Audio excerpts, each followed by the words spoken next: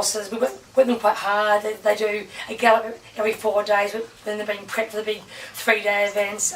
And so we ask quite a lot of them, so the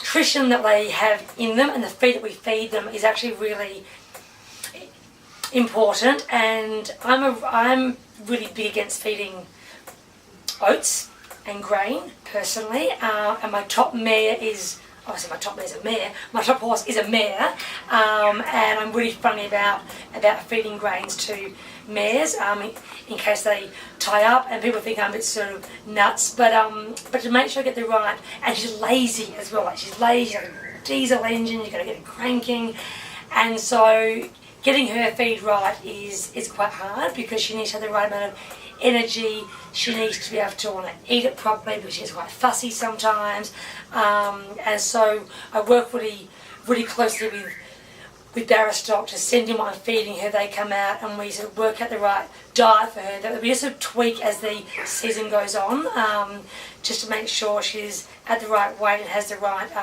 energy requirements for her. The rest of the horses, though, they're pretty easy to feed.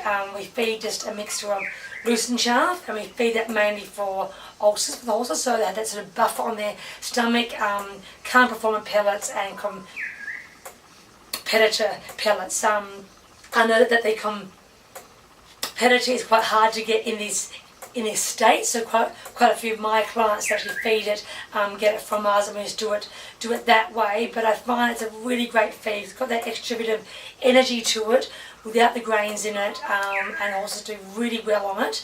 Their coats shine, they always look really healthy, and I think the sign of a good horse is a good coat, you know, and they're all shining, and they've got weight on them, and their energy is right, and the feed is easy to feed. You want a winner, really.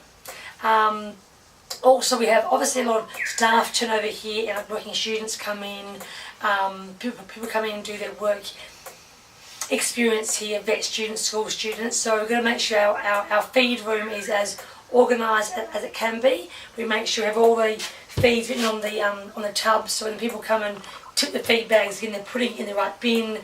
When someone goes and uses the feed board, they're feeding the right feed to the horses.